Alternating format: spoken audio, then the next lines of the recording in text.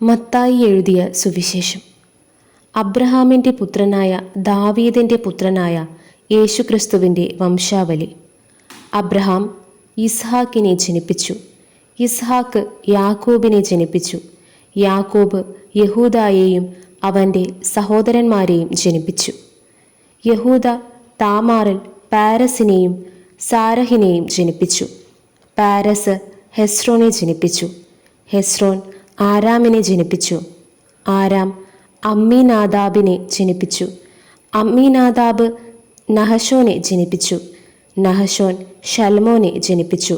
ഷൽമോൻ രഹാബിൽ ബോവസിനെ ജനിപ്പിച്ചു. ബോവസ് രൂത്തിൽ ഓബേദിനെ ജനിപ്പിച്ചു. ഓബേദ് ഇഷായിയെ ജനിപ്പിച്ചു. ഇഷായി ദാവീദു രാജാവിനെ ജനിപ്പിച്ചു.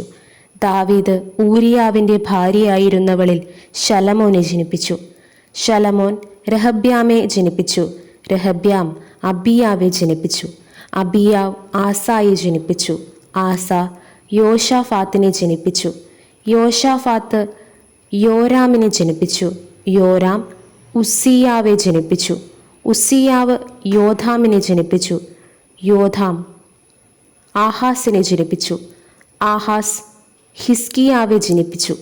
ഹിസ്കിയാവ് മനശ്ശയെ ജനിപ്പിച്ചു. മനശ്ശെ ആമോസിനെ ജനിപ്പിച്ചു. ആമോസ് യോഷിയാവെ ജനിപ്പിച്ചു.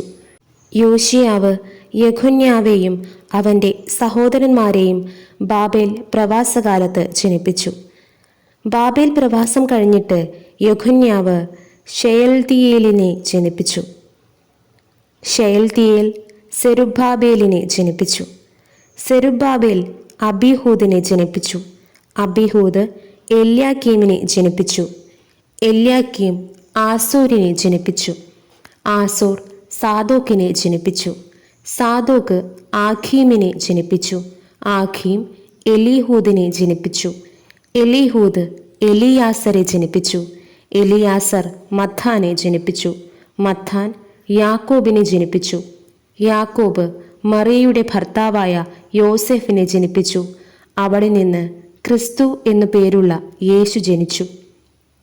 ഇങ്ങനെ തലമുറകളാകെ അബ്രഹാം മുതൽ ദാവീദ് വരെ 14, ദാവീദ് മുതൽ ബാബേൽ പ്രവാസത്തോളം 14, ബാബേൽ പ്രവാസം മുതൽ ക്രിസ്തുവിനോളം 14 ആകുന്നു.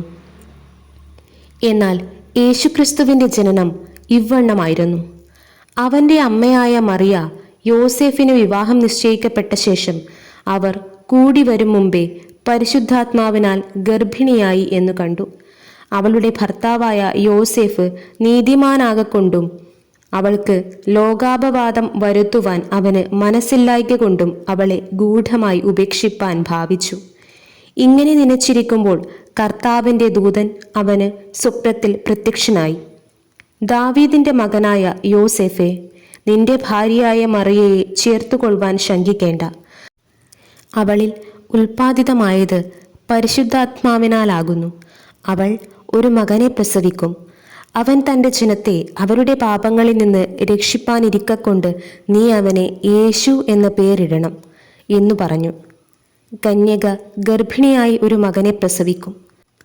അവന് ദൈവം നമ്മോട് എന്നർത്ഥമുള്ള ഇമ്മാനുവൽ എന്ന പേർ വിളിക്കും എന്നു കർത്താവ് പ്രവാചകൻ മുഖാന്തരം അരുൾ ചെയ്തു നിവൃത്തിയാകുമ്പോൾ ഇതൊക്കെയും സംഭവിച്ചു. യോസേഫ് ഉറക്കമുണർന്നു. കർത്താവിൻ്റെ ദൂതൻ കൽപ്പിച്ചതുപോലെ ചെയ്തു. ഭാര്യയെ ചേർത്തുകൊണ്ടു. മകനെ പ്രസവിക്കും വരെ അവൻ അവളെ പരിഗ്രഹിച്ചില്ല. മകൻ അവൻ യേശു എന്നു പേർ വിളിച്ചു.